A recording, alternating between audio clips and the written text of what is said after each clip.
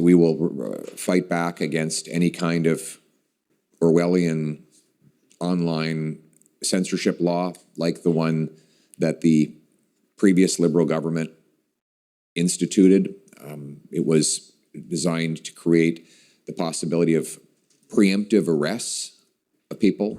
We have some more evidence and also just a reality check into why exactly it is that the CBC needs to be defunded, ideally immediately. Also, Mr. Carney got roasted by absolutely everybody last night and made sure to remind Canadians exactly what his conflicts of interest are. Very proudly, I'd like to add. I'm Jasmine Lane. This is Over Opinionated. Subscribe, follow, like, and comment your thoughts down below. The English debates are happening tonight. French debates were last night. And already the Debate Council has banned this one topic, even though it was allowed in the French language, which is kind of weird. We'll dig into that. But before we get into the whole debate recap and all of the awesomeness that transpired, here is a resurfaced video of Mark Carney that I'm sure he had hoped nobody would ever dig up. One of the highlights, I think, of my time in public service was the Hamburg summit. Not because of the riots, which were fantastic, I have to say. They were like some of the best riots I've seen at a G20. This is something that has been widely discussed in Canada, especially on the right, where it is known, it is well known, well documented, Mark Carney himself has even written about it, that when it came to the protests, the trucker convoy, freedom convoy down in Ottawa, Mark Carney was very against it. He was absolutely opposed to everything going on. He had his finger on it. There were MPs that were talking with him about what to do. He was very pro the freezing of bank accounts. He was pro arresting people, and he was pro shutting it down because it was unacceptable. And some of the reasons why he said it was so unacceptable and why then the government, of whom he was advising at the time, decided to make the decisions that they did, which have since been found in courts of law to be unconstitutional and wrong, is because he said that it was this really awful thing that just tormented residents of Ottawa for how many weeks, and it was just bad. It was so bad for the public and blah, blah, blah. Video footage claims quite differently, as well as the court rulings as of late that claim quite differently. And so it seems odd that Mark Carney would classify the Hamburg riots as being fantastic, some of the best he's ever seen at the G20. And to be fair, there's oftentimes massive protests around G20 summits. But at this one in particular, much like what took place at the Freedom Convoy by Mark Carney's own definition, thousands were traumatized. Residents of Hamburg, including children, were trapped in their homes. Neighborhoods were literally being burnt down. People were throwing Molotov cocktails, fireworks all over the place. They were smashing and looting and lighting cars on fire. It was just absolute chaos and madness, to the point where there were over 20,000 police officers deployed, and they had helicopters and everything flying over the area. It was so bad. By the end of these riots, there were 470 police officers injured, dozens of protesters in hospital, and also because of the damage done to the area, it took a long time to rebuild. And it's very interesting to hear Mark Carney say that they were fantastic, some of the best he's ever seen, when you consider that Hamburg, Germany is very well known for left-wing activism, something that Mark Carney and his wife very much enjoy and appreciate and encourage. They just don't like it if you are right-leaning, if you are going against the government. But if you're going for whatever it is that they want to push because they're profiting off of it, then they're all in support. This far-left group that started off these riots, who were anti-globalization, anti-capitalist, they were particularly targeting Donald Trump, Putin, as well as a couple of other world leaders who, the internet and the media has told them to hate, as they called them essentially symbols of global inequality and authoritarianism. And, it is really something, the more I investigate into this stuff, how frequently somebody who is wealthy, of high class, perhaps a socialite, Putin's a totally different category there. I'm more so referring to Donald Trump here, but how much they are vilified and targeted in the media because they're against what the establishment is doing. It's not because they are pushing global inequality or authoritarianism. It's the opposite, actually, because all of these other left-leaning governments have just fallen into chaos like what we see here in Canada as well.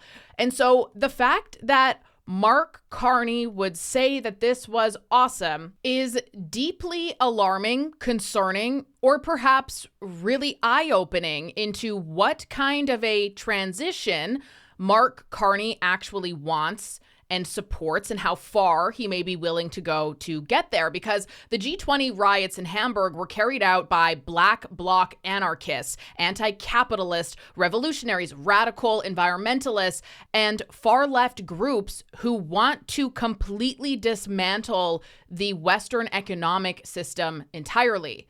And we've heard Mark Carney say things. It's a big transition. We got to change everything. Oh, it's the new world order. So one could take away from this that Mark Carney is deeply ideologically driven and he sympathizes with the far left economic views. He may even see them as being perhaps beneficial, useful tools to try to justify dramatic and centralized change and control. Mr. Roy, we are in a crisis, the most serious crisis of our lives.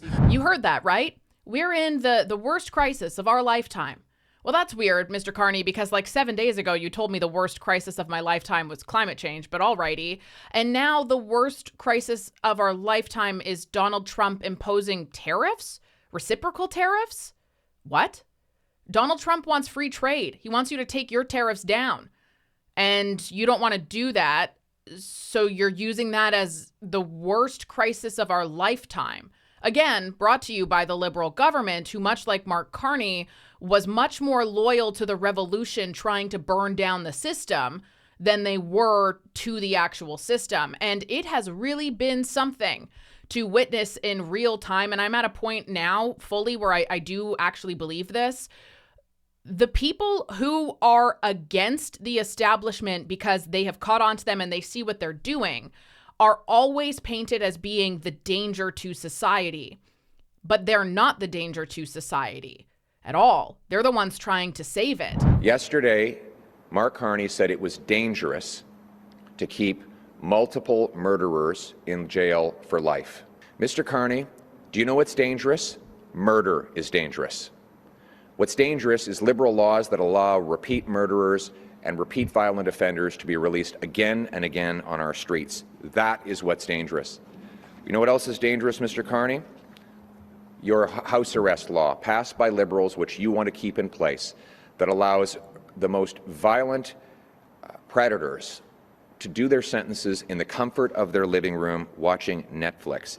Liberal law C5 allowed more than 700 sex offenders in Quebec to do their sentences at home. That's a 600% increase. Conservatives will repeal this dangerous Liberal law. And note how, Mark Carney is all about fear, hopelessness, scared. He wants you to be scared, and that's why you need to vote for him. He never avoids a good crisis, right? If you took a shot every time he said crisis, you'd probably pass out in 30 seconds. That's his whole thing, is he wants you to be scared because you can control people when they're scared. You can tell them what to think. And it's, it's something with your nervous system and everything as well, too. If you are on very high alert, very scared, you actually are not able to think and function properly. Your brain does not work the same if you have that feeling in you. And these people know this. That's why they push for these sorts of things so frequently. And that's why Mark Carney would say that the G20 riots in Hamburg were amazing, fantastic, best he's ever seen. And then also call for the protest, the trucker protest, that by all accounts was incredibly peaceful, to have people have their bank accounts frozen, to silence them, to call them names, to make everybody go against them, to view that as the crisis when it wasn't. But what I'm concerned about is the use of the notwithstanding clause. Not in a preventative way, but after Supreme Court judgments have been made. What does that do? It takes away Canadians' rights and freedoms. And it creates, and Mr. Poilievre has proposed this, I know the situation, but this is a very dangerous development, because if we start with that, abortion could be, Give the right to reply. the right to abortion could eventually be next. Mr. Poilievre, you can answer. You know, that's really rich coming from a guy who knows that that's a non-issue for the conservatives. And so that's just nothing more than a political wedge. And again, fear. It's fear. Instead of having people consider, hey, wow, that could be a really good idea, to have repeat offenders locked up. That could be a great idea.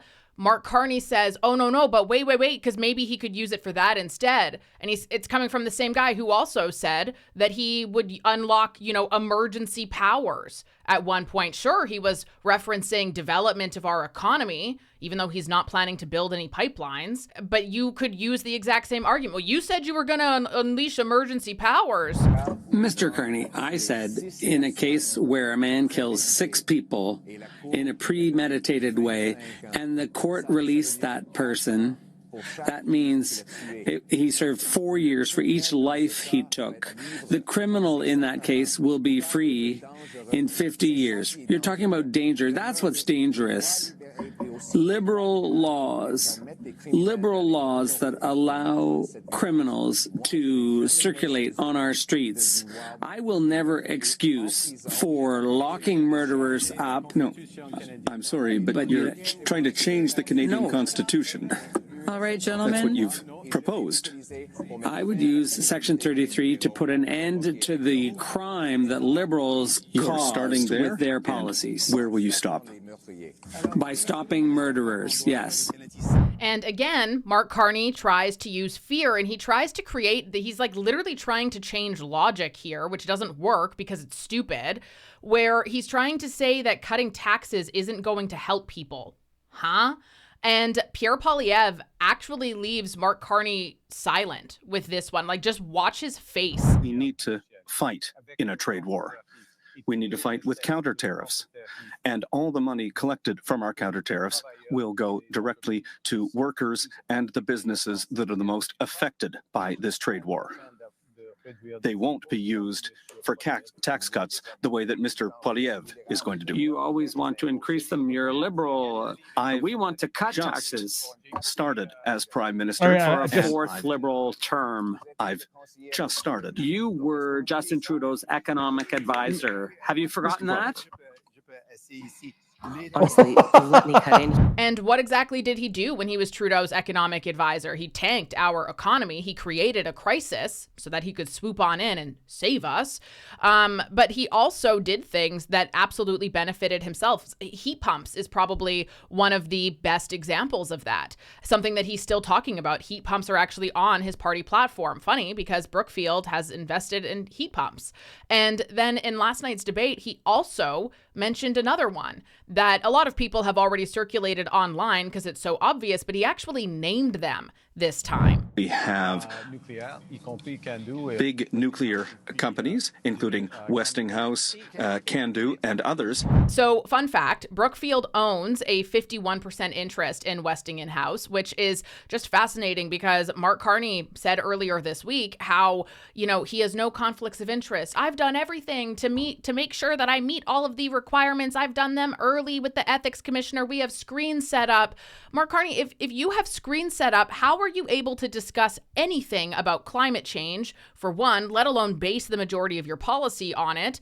And number two, how are you able to actually name Westinghouse here? How?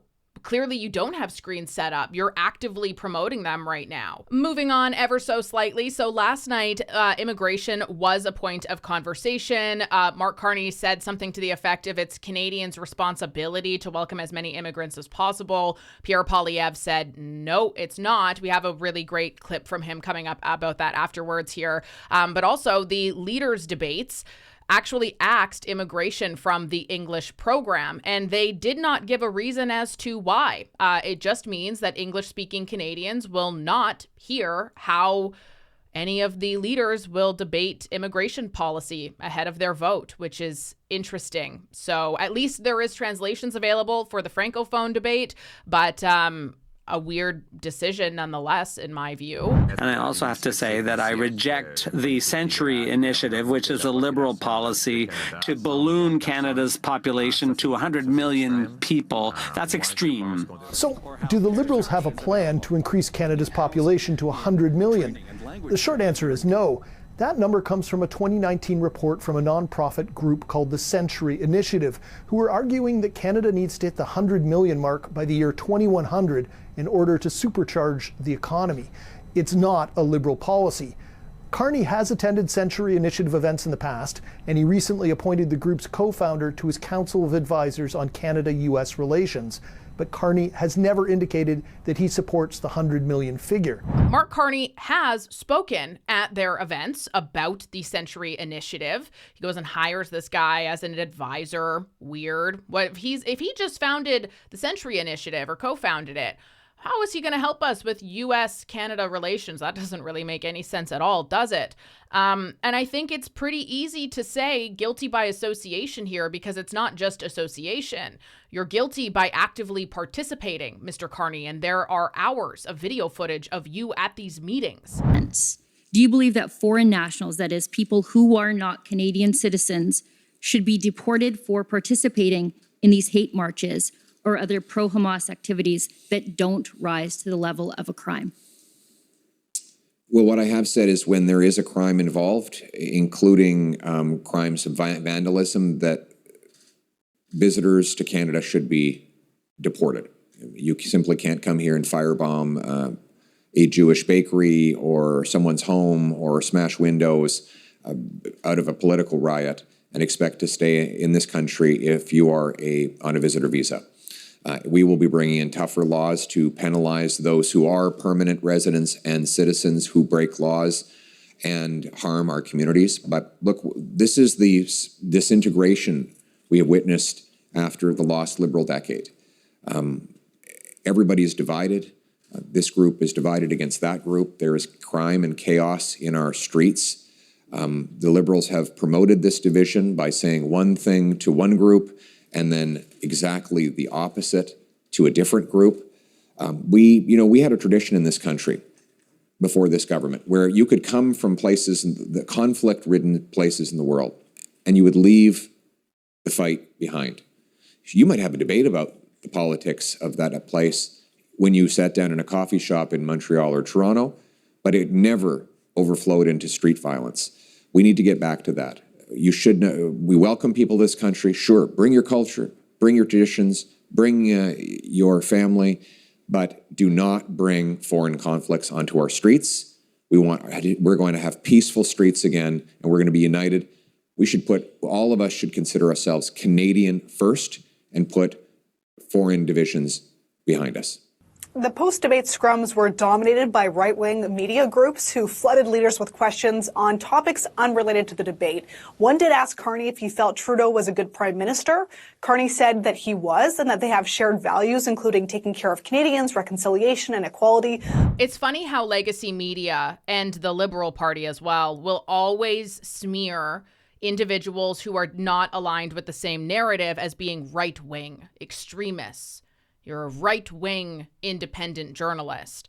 And it's just bizarre because, you never hear the words left-wing, which maybe we should hear more often because that certainly is a far greater threat, as per the beginning of this video, as an example, which Mark Carney says he just thought was fantastic. But the thing about this that's rather frustrating, and we're going to get to Pierre Poilievre talking about free speech with Rebel News and Sheila Gunn Reid, is the fact that, do people not recognize that independents, while not federally funded, represent actual conversations? These are people who have lived their lives and noticed a disconnect and started talking about that disconnect. Nonetheless, they represent the legitimate thoughts and concerns of a huge portion of the population who feel as though they aren't heard, who feel as though they are not getting the full truth. I mean, even the CRTC had published a document a number of months ago saying that the average Canadian, it was far over the average Canadian, doesn't feel as though they're getting the full truth from mainstream legacy media anymore. And so regardless of what you personally think about said questions, you know, Rosemary Barton kind of went off on this one last night. I'm not going to play the clip for you because it was just very, I don't know, very distasteful, I suppose. But she called them fake news, essentially. And regardless of what you think about said questions, they don't come out of thin air. They come from conversing with the public and digging deeper into things that mainstream media likes to avoid. And while sure, some of those questions may not have pertained directly to the debates last night, they're questions that so many Canadians want to know the answer to. And we are given no opportunity to hear the answer to. We're coming up on an election. Now is the time to get those answers out there, is it not? It doesn't matter if it relates to the debate or not. That's the only opportunity that some of these people have because they are vilified and ostracized and silenced by the establishment. And honestly, too, it makes me think, like, if anything, asking those questions that often get ignored and silenced could also benefit the Liberal and NDP candidates because their voter base, not all times, but there's many questions like this that their own voter base wonders about. And so let's say that, okay, great. Well, yeah, sure. It may have been Rebel News or something who asked this question, but answering it and being definitive and clear and transparent, even if it's not, you know, the primed question I was ready for from CBC, could actually be beneficial. Free speech is incredibly important. Government transparency is incredibly important. And I can't help but wonder, have these people forgotten that they work for us? We've seen the NDP tonight refuse to take questions from independent journalists. The Liberals have gone one step further. The Carney campaign has called the police on independent journalists. Trudeau before that brought in C-18, C-11. The Liberals are promising a revamped version of the Online Harms Act. What would a Conservative government do to ensure the independence of the press and protect Canadians' right to have access to information and hold their politicians to account? We are the only party that's willing to protect freedom of the press, of all the media. And we will also repeal C-11, the censorship law. We will remove the censorship of Canadian news on web platforms like Facebook and Instagram, we will fight back against any kind of Orwellian online censorship law like the one that the previous Liberal government instituted. It was designed to create the possibility of preemptive arrests of people, where you could be arrested if you were suspected of sometime in the future planning to say something harmful online. You could be under a peace bond. I mean, it really is Orwellian. And I note that many people across the spectrum have spoken out against this censorship. Even someone like Margaret Atwood, not known to be a conservative, has said that this kind of censorship is not only bad for democracy, but inhibits artistic expression. So I stand for free speech, and we will respect the right of Canadians to have access to the media that they choose. I'm actually going to be hopping on the live stream with Clyde Do Something and Sean Newman, among a couple of other guests later today for the English debates, which are coming up in a few hours here. I'll be sure to share those links around if you want to tune in to our stream. There's a lot of good personalities on there, so it's bound to be very entertaining. Maybe even more entertaining than the debates themselves. We'll see. So I will talk to you very, very soon. I'm Jasmine Lane. This is Over Opinionated. Subscribe, follow, give us a like. You can also comment your thoughts down below. And I'll see you in a few hours on that live stream.